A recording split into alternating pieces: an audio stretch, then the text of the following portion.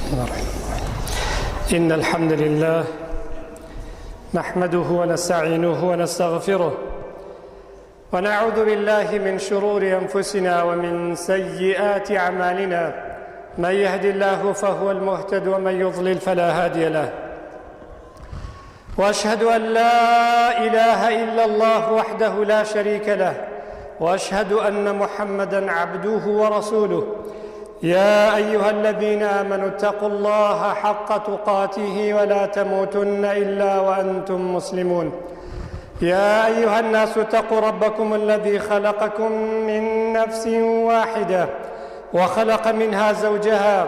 وبث منهما رجالا كثيرا ونساء، واتقوا الله الذي تساءلون به والأرحام إن الله كان عليكم رقيبا. يا أيها الذين آمنوا اتقوا الله وقولوا قولا سديدا يصلح لكم أعمالكم ويغفر لكم ذنوبكم، ومن يطع الله ورسوله فقد فاز فوزا عظيما. أما بعد، فإن أصدق الحديث كتاب الله، وخير الهدي هدي محمد صلى الله عليه وسلم، وشر الأمور محدثاتها، وكل محدثة بدعة، وكل بدعة ضلالة، وكل ضلالة في النار. رب اشرح لي صدري ويسر لي أمري واحلل عقدة من لساني يفقه قولي.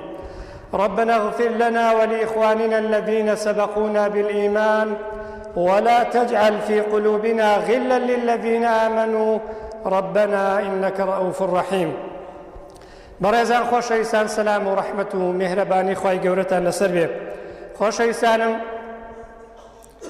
بابەت و تاری هەینی ئەمڕۆمان باسکردنە لە تەسامح و چاوپۆشیکردن لە یەکتر. خۆشەویستان، دیارە تەسامح و لێبردن و عەفوکردن لە بەرامبەر بەندەکانی خوایە جوانترین ئەخلاقە کە پێویستە ئینسانی ئیماندار خۆی پێبڕازێنێتەوە، وەکو کاڵایەکی بەنرخ و جوان بە باڵەی خۆیدا بکات. خۆشەویستانم، چاوپۆشیکردن ئەو ئەخلاقە جوان و گەورە و مەزنەیە کە هیچ کاتێک ئینسان لە جێبەجێکردنیدا پەشیمانی نایگرێت، و دیارە بەڵگەیە لەسەر بەهێزی کەسێتی هەر مرۆڤێک کە لە خۆیدا بەدی بێنێت، و بەڵگەیە لەسەر سەلامەتی دڵ و دەرونی ئەو مرۆڤە لە حقد و لە بوغز و لە مانە ناشرینەکانی تر کە ژیانی نێوان خەڵکی تێگەدا. بۆیە خۆشەویستانم، چاوپۆشی تەسامح بریتیە لەوەی کە ئینسان هەست بە ڕەحمەت و سۆز ئەکات لە بەرامبەر کەسانێکدا کە ڕۆژێک لە ڕۆژان خراپەیەکیان بەرامبەر کردووە، یاخود جۆرە مامەڵە و جۆرە هەڵسوکەوتێکیان لە بەرامبەر کراوە کە نەشیا و نەگونجاو بووە. بۆی ئینسان دەبێت ڕابردوو لەبیر کات، بۆی بتوانێ داهاتووی بە جوانی بەرێتە سەر ئەو ڕابردووەی کە ئەگەر لە نێوانی خەڵکیدا شتێک دروست ببوو بۆ ئەوەی دووبارە ئەزیەت و ئازار و ناڕەحەتیەکان نێنەوە مەیدان. خۆشەویستانم، ئەم ئەخلاقەم ڕەوشتە جوارە ئیمڕۆکە لە هەموو چەرخ و سەردەمێک زیاتر ئێمە پێویستمان پێێتی کە لە خۆماندا بەدی بهێنین و لە بەرامبەر موسڵمانان و خەڵکی دەوروپشتمانە جێبەجێ بکەین. چونکە ئیمڕۆکە غرورێک مرۆڤەکانی گرتووەتەوە بە ئەندازێک کە کەممان هەیە ئاگامان لەم سیفەت و ڕەوشتە جوانانە بێ و لە بەرامبەر یەکتریدا جێبەجێیان بکەین. حکوومەت لە بەرامبەر میلەت و لە بەرامبەر خەڵکی خۆیان تووشی غرور و فیز و لوودبەرزیەک بووە کە ئامادەی چاوپۆشیکردنی نییە، و خەڵکیش دیارە لە بەرامبەر دەسەڵات و لە بەرامبەر بەرپرسان و لە بەرامبەر حکوومەتدا خەڵکیش وای لێ هاتووە دڵی ڕق بوو و ڕابردووی لەبیر ناچێت. بۆیە لە بەرامبەر یەکدا پێویستمان بە ئەم هەستە جوانەیە تاوەکو بتوانین ژیانێکی جوان و شیا و شایستە دروستکەین بۆ خۆمان. ئەگەر وا نەکەین ئەوە بە دڵنیاییەوە ژیانمان پڕەکەین لە ناخۆشی و لە چەرمەسەری. خوای گەورە لە قورئانی پیرۆزە فەرمێ: وجزاء سيئة سيئة مثلها فمن عفا وأصلح فأجره على الله. دیارە پاداشت و پاداشتی هەر تاوانێک دیارە بە ئەندازەی خۆی دەبێ بدرێتەوە. یعنی کەسێک کە خراپەی لەگەڵ تا کرد ئەگەر ویست لێ خۆش نەبی تەنها دەبێ بەرامبەر ئەو تاوانەی کە کردوێتی ئینسان ئەنجامی بدات، نابێ زیاتر کە. فمن اعتدى عليكم فاعتدوا عليه بمثل ما اعتدى عليكم. لەوە زیاتر بۆ نییە. بەڵام ئەگەر ئینسان گەشتە ئەو ئەندازەی ئیمانەکەی گەشتە ئەوەی کەوە فمن عفا وأصلح، هەر کەسێکەوە لێبوردنی بەجێ گەیان لە بەرامبەرە و سڵحی کردو و چاوپۆشی کردو و نەرمونیانی نوان، دیارە خوای پەروەردگار ئەمەی خۆشەوێ و دیارە ئەمە شیەم و قیەم و ئەخلاقی ئینسانی ئیماندارە لە بەرامبەر خراپەکانە کە بەرامبەری ئەکرێت. هەر بۆیە قورئانی پیرۆز لە دەیان جێگەدا ئەم ناونیشان و بابەتەمان بە جوانی بۆ باز ئەکات تاوەکو ئێمە ئیماندار بتوانین لە ئەخلاقە جوانەکانە لە پێش بین و لە شتە خراپ و ناشرینەکانشدا زۆر لە دوا بین. لەوانە خوای پەروەردگار باسی ئیمامی ئەبوبەکرمان بۆکە لە قورئانی پیرۆزدا کە لە کاتێکدا ئەو تاوانە گەورەیە بەرامبەر بە خانەوادە و خێزانی پێغەمبەری خوا کرێ صلی الله عليه وسلم کە بریتی بوو لە بوهتانکردن بۆ دایکمان عایشە ڕەزای خوای گەورەی لێبێ. هەموو لایەکمان دیارە ئەو قیسەیەمان جۆ لێ بووە کە یەکێک لە جەریمە گەورەکان لە تاوانە گەورەکان کە ئەنجام دراوە لە مێژوودا بەرامبەر بە خانەوادەی پێغەمبەری خوا بووە صلی الله عليه وسلم،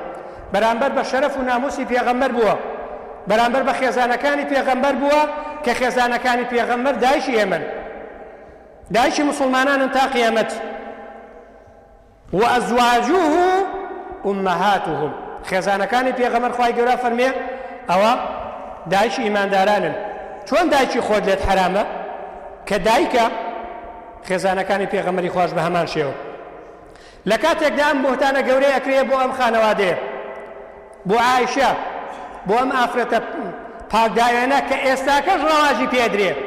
تابیع و شوێنکەوتوانی شەیطان، ئەوانەی کەوا لەسەر مەزهەبی ئێمە نین، ئێستاکەش ڕەواج بەمادەن و لێرە و لەوێ کتێبی لەسەردانێن و لە کەناڵی ڕاگەیاندنیانە و باسی ئەکەن کە دووبارە خۆیان ناشرین ئەکەن و خۆیان نەعلەت بوو ئەکەن هەم لە دنیا و هەم لە قیامەتدا، چونکە خوای پەروەردگار لە دەیان ئایەتدا بەڕائەتی ئەم ئافرەتە پاک و ئەم ئافرەتە گەورەی دەرکرد و بۆ هەتایە کەس بۆی نییە جارێکی تر گومان بوو ئەم ڕووداوە و بۆ ئەم دروستکردنی بوهتانە لە دڵ و مێشکی دابێ. خوای گەورە فەرمێ وەلا یەأتەلی ئولی الفەضڵ منکم والسعة أن يؤتوا أولي القربى والمساكين والمهاجرين في سبيل الله وليعفوا وليصفحوا. دیارە ئیمامی ئەبوبەکر ئەم پیاوە گەورە و مەزنە پێش ئەوەی کە ئەم ڕووداوە ڕوودا دەیان فەقیر و هەژار و خەڵکی دەستکورت و نەداری لە خۆ گرتبوو کە مانگانە یان لە کاتە جیاوازەکانە هاوکاری و یارمەتی مادیانی ئەدا. ئەم پیاوێکی زەنجین و دەوڵەمەند بوو، ئەوانەی کە دەستکورد و هەژار و فەقیر و نەدار و ئەوانەی کە کزۆڵ بوون ئەم پیاوە بەڕێزە یارمەتیان ئێدا. یەکێک لەوانەی کەوا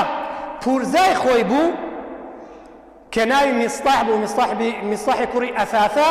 ئەم پیاوە نەکبەتە، ئەم پیاوە یعنی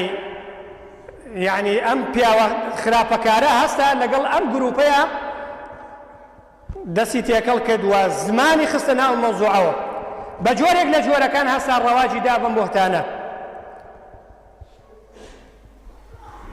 کە ئیمانی ئەبوبەکر باوشی حەزەتی عایشە دیارە هاوکاری ئەکا، هاوکاری مادی ئەکا، ئیجێنێ خزمەتێکی باشی ئەکا، بۆیە نابێ ئینسان بەڕاستی ئەوها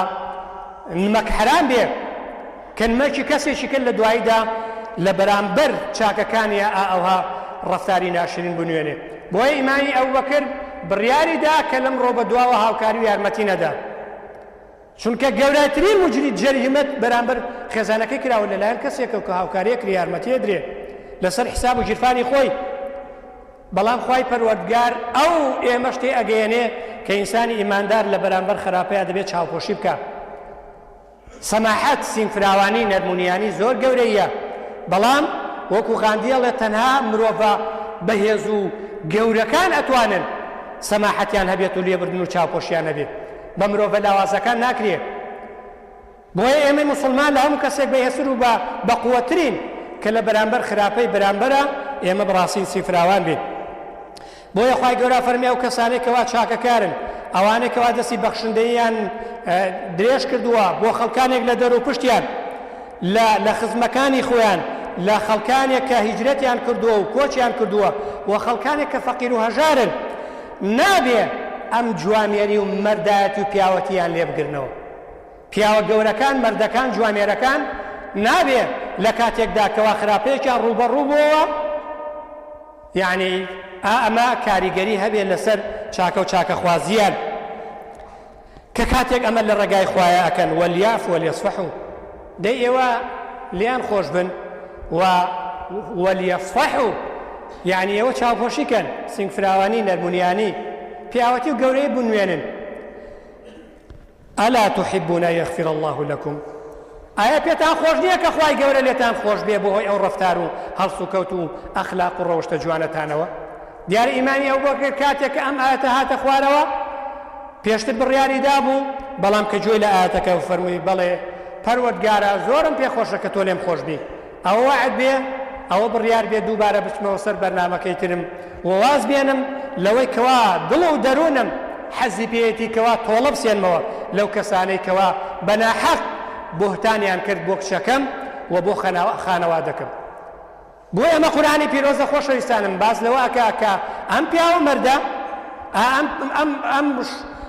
یعنی پیاوە جوامێرە لەگەڵەوەدا کام کارەی لەگەڵا کرێ بەڵام ئامادە نییە خێر و چاکەیەک کە کردوێتی پێشتر دەستی پێوە داوە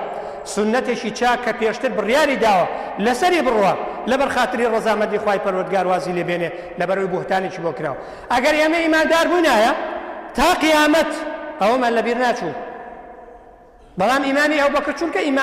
ئیمانی دامەزراوە چونکە حاڵیە تێگەشتووە چونکە لەم چەمکە جوانە حاڵیە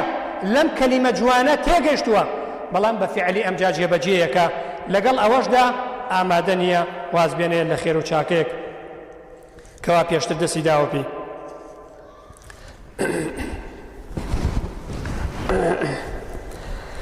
پێغەمبەری خوا صلی الله عليه وسلم لە یەکێ لە فەرموودە صحیحەکانێک ئیمامی مسلم جێڕایەوە فەرمێ وما زاد الله عبدا بعفو إلا عزا وما تواضع أحد لله إلا رفعه الله. زۆر گەورەیە زۆر مەزنان فەرموودەیە خۆشەویستانم گوێ لێ ڕاگرن. پێغەمبەری خوا فەرمێ هیچ عەبدێک نییە لە بەرامبەر بەندەکانی خوایە عەفو بەکاربێنێ سەماحەت و چاوپۆشی بەکاربێنێ تۆڵە نەسەنێتەوە ئینتیقام نەسەنێتەوە ئیلا خوا بەوە عیزەتی ئەداتێ بەوە سەربەرجی ئەکا شکۆی پێدا لەناو خەڵکیدا زیاتر ڕێز و حرمەت و پلە و پای پێدا.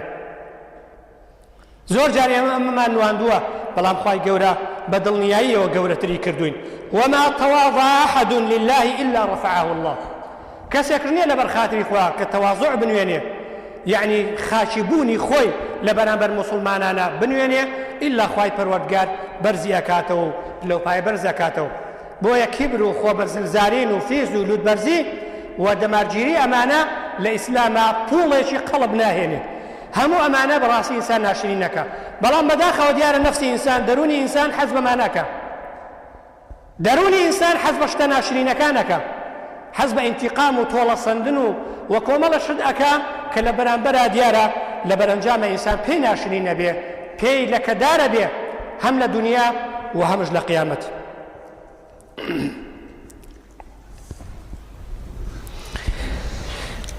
ابن حجر ئەسقەلانی ڕەحمەتی خوای لێبێ بمانە گێڕێتەوە کە پێغەمبەری خوا سەرمەشقە بۆ ئێمە مامۆستایە قودوەیە چاوساغە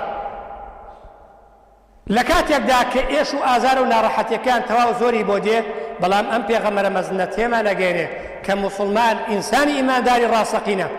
ئەوانەی کە خۆیان بە ئیمانداری ڕاستەقینە ئەزانن دەبێ شوێنکەوتووی ئەو پێغەمبەرە مەزنە بن کەوا چۆن پێغەمبەری خوا عەفو لێبردن و سەماحەتی هەبووە چۆن چاپۆشی کردووە لە کەسانێک کە خراپەیان لە بەرامبەریا کردووە. یەکی لەوانە کە کابرایشی دەشتەشی و عرابیە کە فوضاڵەی کوڕی عومەیری لەیثی بۆمانە گێڕێتەوە ئەفەرمێ ڕۆژێکیان لەگەڵ پێغەمبەری خوایە بووم صلی الله عليه وسلم ئەڕۆشتین ئەفەرمێ پێغەمبەری خوا صلی الله عليه وسلم لە دەوری کەعبەیە تەوافیە کرد ئەم فوضاڵەیە لە دڵی خۆیدا بڕیاری دەکرد کە پێغەمبەری خوا بکوژێت شەیدی کە شمشێرێکی بەقەد خۆیان کردبوو هات لە دەوری کەعبەیە بە گومانی خۆی کە ئەتوانێ ئەم کارە بکە پێغەمبەری خوا صلی الله عليه وسلم ڕعایەتێکی تایبەتی ئاسمانی لەگەڵە خوای گەورەی پارێز هەیە کەس ناتوانێت دەستی بۆ بەرێ ئەزیەت ئەدرێ بەڵام ئەزیەتەکان بۆ پند و ئامۆژگاریە کە ئینسان بزانێ قودوەکەی وای بەسەر هاتووە ئینسانش دەبێ سەبر و ئارامی هەبێ بۆیە ئەم فوضالەیە ئەڵێ لە دڵی خۆما بڕیارم دا کە پێغەمبەر بکوژم صلی الله عليه وسلم کە لە دەوری کەعبەیە تەوافی ئەکرد کە لێی نزیک بوومەوە پێغەمبەری خوا منی نەبینی لەو دیێو بوو فەرمووی ئەوە فوضالەیە ئەفەرمێ بەبێ ئەوەی بمبینێ دەڵێ منش وتم بەڵێ پێغەمبەری خوا منم ئەفەرمێ لەگەڵ خۆتدا چی دوت لەگەڵ ناخی خۆتدا کە هاتیتە گفتوگۆ چی بڕیارێکتدا لە دڵی خۆتدا ئەفەرمێ من کەس بەمە نازانێت تەنها لە دڵ و دەرونی خۆم ئامەم کردووە کە بڕیارم داوا لە دەوروپشتی کەعبەیە شمشێرەکەم دەرکەم ئەوەنێ کە هەلم بۆ ئەڕەخسێ شمشێرێک لە پێغەمبەری خوا بدەم و بیکوژم بەڵام ئەفەرمێ پێغەمبەری خوا صلی الله عليه وسلم فەرمووی ها فوضالە تۆی وتی بڵێ وتی چی ئەڵێی لە دڵ و دەرونی خۆتدا وتی هیچ پێغەمبەری خوا خەریکی زیکری خوام خەریکی یادکردنی خوام لە دڵ و دەرونی خۆما ئەفەرمێ پێغەمبەری خوا پێکەنی فضحك النبي ثم قال استغفر الله فرمي پیغمبری خوا بزە پێکەنین یەگرتی يعني خندەیەک بەسەر لێوێ هات ئەفەرمێ استغفر الله شی بۆ کرد ئەفەرمێ ئەمجا بانگی کردم دەستی هێنا بەسەر سینگما دەستی مبارەکی پێغەمبەری خوا صلی الله عليه وسلم ئەفەرمێ دەستی لا نەبرد تاوەکو خۆشی و شادیەک بەسەر دڵ و دەروونما هات کە پێشتر بە هیچ شێوەیەک هیچ شتێکی ژیانی دنیا بەقەد ئەوە دڵی خۆش نەکردم ئەفەرمێ وەڵڵاهی پێغەمبەری خوا دەستی هەڵ نەبڕی تا ئەو حقد و ڕق و بوغز و هەموو ئەومانە ناشرینانێکە تر لە دڵ و دەروونما بوو بەرامبەر ئیسلام بە پێغەمبەری خوا بە موسڵمانان کۆتایی پێ نەهات لە دڵ و دەروونما ئەفەرمێ وەڵڵا ئەم جاوام لێ هات پێغەمبەری خوا خۆشەویستترین و بەڕێزترین و مەحبوبترین مرۆڤ بوو لە دڵ و دەرونی منە ئەمجا بڕیاری دا بە تەواوەتی ئەم پیاوە موسڵمان بێ و هیچ لە دڵ و دەرونی نەما ئەمجا خوای پەروەردگار هەموو ئەو ڕق و حقدەی کە لە دڵی دابوو گۆڕیتی بۆ خۆشەویستی پێغەمبەری خوا صلی الله عليه وسلم ئەگەر ئێمە بووینە کەسێک هەوڵی داوە تیرۆرمان کا بمان کوژێت خوێنمان بڕێژێ ئەوە بە دڵنیاییەوە ئێمە لێ خۆش نابوون و لێ نابووراین هەموو خزم و کەسوکاری خۆمان کۆ ئەکردەوە گەورەترین کێشە و مشکلێمان دروستە کرد و سەرێشەمان ئەهێنایە بەرمەیدان بۆی حەزەتی عایشە فەرمێ پێغەمبەری خوا صلی الله عليه وسلم ئەونا ئەخلاق و ڕەوشت و یعنی مامەڵە و هەرسوکەتی ئەو نەبەرز و جوان و هیچ کاتێک دەستی بەرز نەکردوێتەوە نە لە ئافرەت نە لە خزمەتکارەکانی خۆی کە ئێمە زۆر جار خۆمان بەڕاستی دەست بەرزەکەینەوە وتەی ناشرین ئەڵێن بۆیە پێغەمبەری خوا صلی الله عليه وسلم هیچ کاتێک لەبەر خاتری خۆی ئینتیقامی لە کەس وەرنەگرتووە ئیلا چاوپۆشی کردووە بە وشەیەکی نەرمونیان کابرای بەڕێ کردووە دوعای خێری بۆ کردووە بەڵام هەر کاتێک کەوا سنووری خوا بەزێنرابێ گوناهێک تاوانێک کرابێ هێڵە سنوورەکانی ئیسلام شکێنرابێ ئەوە ئەو کاتانە پێغەمبەری خوا تووڕە بووە و ئینتیقامی سەنیوە و ئەو کەسە دیارە حەدی بەسەردا جێبەجێ کراوە ئەنەس ئەفەرمێ ڕۆژێکیان لەگەڵ پێغەمبەری خوایە پیاسەمانە کرد کازێک مازانی کابرایەکی لادێ هات کابرایەکی زلە گرتی بە سینگی پێغەمبەری خوایە بەرۆشیە ئەفەرمێ ئەو عەبایە کە لەبەریا بوو لە قورجی تون کرد یعنی بە شێوازێک کە هەموو ئەو هینانی بە دەور و پشتیەوە بوو ئەو خەت و شتانە هەمووی لە گۆشتەکەی پێغەمبەری خوایە دەرکەوت ئەفەرمێ پێغەمبەری خوا صلی الله عليه وسلم ڕووی تێ کرد فەرمووی چیتەوێ وتی هاتوومە لەو ماڵ و سەروەت و سامانەی کە خوا بۆتی داناوە ئەی محەممەد نەک ماڵەکەی خۆت نەک ماڵی باو و باپیرت ئەوەی کە خوا پێتی داوە هەندێک لەو ماڵ و سەروەت و سامانم پێ بدەیت فەرمی پێغەمبەری خوا صلی الله عليه وسلم ڕووی تێ کرد و پێکەنین و خەندەیە گرتی فەرمی بچن هەندێک ماڵ و سەروەت و سامانی بدەنێت بەڵام دەسەڵاتدارانی ئیمڕۆکە چونکە دوورن لەم ڕێنمایانە چونکە دوورن لەم ڕەوشت و ئاکارانی پێغەمبەری خوا صلی الله عليه وسلم هیچ کەسێک ناتوانێت بیان بینێت هیچ کەسێک ناتوانێت لە دەور و پشتیان نزیکش بێتەوە لێیان نەوەکو ئەوەی کەوا ئەزیەتیاندا یاخود دەست لە مل و لە بیناقاقیان کا بڵێ ئەم هەموو زوڵم و زۆر و غەدر و ناحەقیە بۆ ئەکەن ئەم هەموو تەسریحاتە ناشرینە بۆ ئەدەن بۆ کۆمەڵگە هەمووی بە یەکتریا کێشن و لە بەرەنجامە مشکلە و گرفت و شێشە دروست ئەکەن لە دواییدا ئاگرێکی گەورە ئەکەنەوە و هەموو لایەکمان و بەشێک لە خەڵکی پێوە ئاسووتێنن بەهۆی تەسریحاتێک بەهۆی قسەیەک بەهۆی لێدوانێک کە ئینسان هەسی بە بەرپرسیارەتی نەکرد تەنها قسە فرێدە تەنها قسە فرێدان عیبە بۆ ئینسانی گەورە چونکە مرۆڤە گەورەکان دەبێ هەڵوێست و مووقیفی گەورە بنوێنن تاوەکو خەڵکی چاویان لێ بکە نەوەکو هەرزەکارانە مامەڵەکەن چونکە ئەمە عیبێشی گەورەیە ئەحمەد شوقەیرێش لە یەکێک لە وتە جوانەکانی ئەڵێ هیچ کەسێک پێوان نەبێت کە بەهۆی تەسامح و لێبردن و سنگ فراوانیەوە بەڕاستی تووشی شکست دەبێت تووشی مکەسەرات و تووشی یعنی هەڵوێستی ناشرین ئەبێت لە کۆمەلگایە بە پێچەوانەوە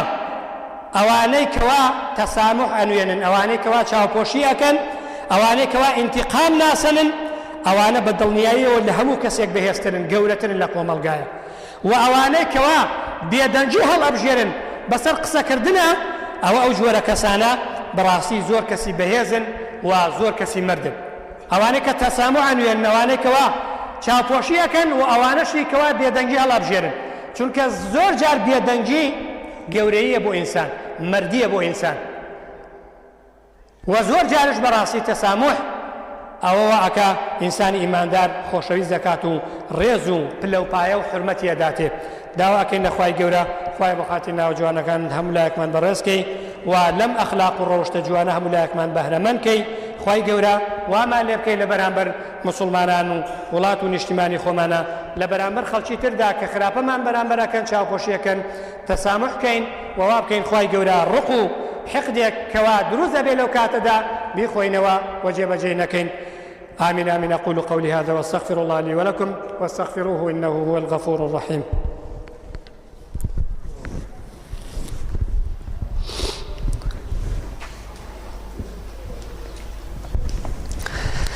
الحمد لله ثم الحمد لله وما توفيقي واعتصامي إلا بالله عليه توكلت وإليه أنيب أحمده وأشكره وأشهد أن لا إله إلا الله وحده لا شريك له وأشهد أن سيدنا محمدا عبد الله ورسوله